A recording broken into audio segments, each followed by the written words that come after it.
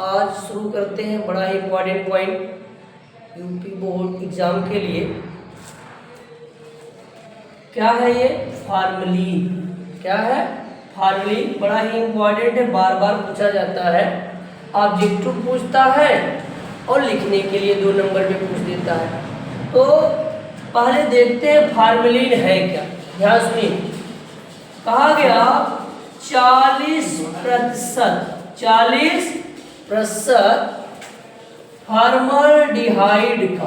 Formaldehyde का जलीय विलयन फार्मलीन कहलाता है। फार्मलीन कहलाता है।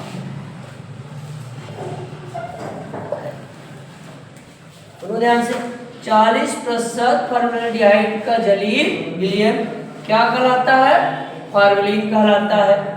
ये जो फॉर्मल्डिहाइड है यह एल्डिहाइड है। क्या है ये? एल्डिहाइड।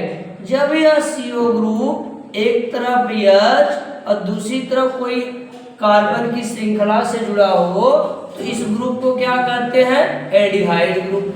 लेकिन फॉर्मल्डिहाइड में क्या होता है? दोनों तरफ हाइड्रोजन आ जाता है। अब बात आ जाती है, इसमें देख रहे हैं इसे में कितने कार्बन है? एक कार्बन के लिए मेथ और CHO लगा है तो क्या लगाते हैं? अल। तो यहाँ पे मेथेनल क्या हो जाएगा? ये मेथेनल। तो इसे मेथेनल भी कहते हैं। क्या कहते हैं? इसे मेथेनल भी कहते हैं। तो आप कह सकते हैं 40% मेथेनल का जलीय विलयन क्या कहलाएगा? फार्मलीन कहलाएगा। अब पूछा जाता है इसका उपयोग भी लिखिए। तो आपको 2 से 3 उपयोग क्या करना है? लिख देना है। पहला आप लिख सकते हैं शल्य चिकित्सा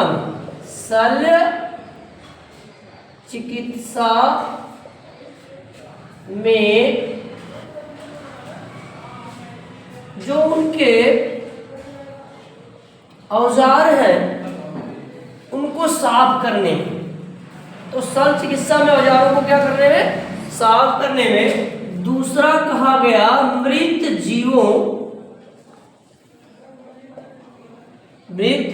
जीवों के परिरक्षण में इसका लेप बना के रख दिया जाता है और वहां यूज हो जाता है इसका। तीसरी बात रख सकते हैं कि जैसे मछली है और मछली को जब एक जगह एक स्थान से दूसरे स्थान तक भेजा जाता है तो कुछ समय लग जाता है। तो इसमें किसी प्रकार के जो भी फंगस है ग्रो न कर पाए, जो भी माइक्रो ऑर्गेनिज्म है ग्रो न कर पाए, तो उस पे इसका लेप बना दिया जाता है। तो इसको संरक्षित करने में प्रयोग किया जाता है, लेकिन ये बड़ा ही हानिकारक है। अब जब हम फार्मलीन का प्रयोग करेंगे, अगर बार बार यूज में आ जा रहा है तो ये पेट में दर्द बना देगा। दूसरा कहा गया बेहोशी ला देता है। और जो बॉडी के ऑर्गन्स हैं, हमारे बॉडी के जो ऑर्गन्स हैं वो डैमेज कर देता है। क्या कर देगा? डैमेज कर देता है। तो इसके लिए एक 2008 का 6 या 8 का एक्ट बनाया गया है जिसमें यह कह दिया गया, जैसे कहा गया food safety and standard act 2006 या 8 ऐसे है, क्लियर नहीं है। तो उसमें धारा के तहत ये कहा गया है कि धारा 3(4) के अंतर्गत ZZ इसके अंतर्गत इसे असुरक्षित माना गया है। तो इसका प्रयोग करना ही हमारे लिए क्या है? हानिकारक है। लेकिन आज के दौर में जैसे पनीर बनाने में इसका प्रयोग किया जा रहा है, शैम्पू में इसका प्रयोग कर दिया जा रहा है। तो शैम्पू वैम्पू में तो सही है, बट पनीर में, दूध में ये सब प्रयोग करना हमारे लिए क्या है, बड़ा नुकसानदेह है। इसकी वजह से मौत भी हो सकती है।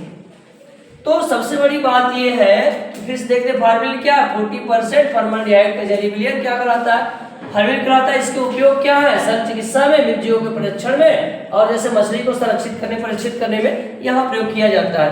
आप चैप्टर में अगर चले तो कोई पूछ लेगा कि फॉर्मेलिन है, फॉर्मेलिन में पाया जाता है, इस टाइप के क्या बनेंगे, प्रश्न बनेंगे। अब चाहे तो आप इसको क्या ले लीजिए, स्क्रीनशॉट। अब चलते हैं इसके ऑब्जेक्टिव क्वेश्चन की तरफ, थोड़ा सा देख लेते हैं कि किस प्रकार के ऑब्जेक्टिव क्वेश्चन बनेंगे।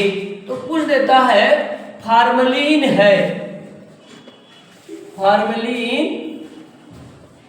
है, ऑप्शन पहला, ये दूसरा है, ये तीसरा है, और ये क्या है, चौथा है। यहाँ देखिए 40% CH3CHO का जलीय विलयन, जलीय विलयन। फिर यहाँ लिख दे 40% एसिटिक एसिड का जलीय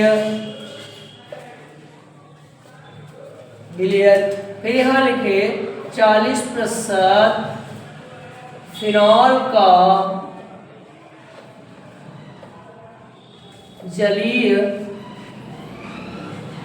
विलयन। फिर यहाँ लिखे 40% HCHO का जलीय विलयन। अब देखो हमको पता है यही सही है, 40% जलीय विलयन, इसका मतलब 40% फॉर्मल्डिहाइड होगा और 60% क्या होगा, जल होगा। तो ये प्रतिशतता याद रखना, 40% क्या फॉर्मल्डिहाइड, 60% क्या जल पाया जाता है। एक तो हो गया। दूसरा ये कह देगा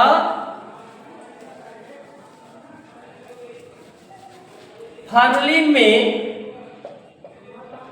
पाया जाता है, यहां लिख देगा, ऐसे लिखा, यहां लिख देगा कीटोन, फिर इधर लिख देगा क्या, एल्डिहाइड, यहां लिख देगा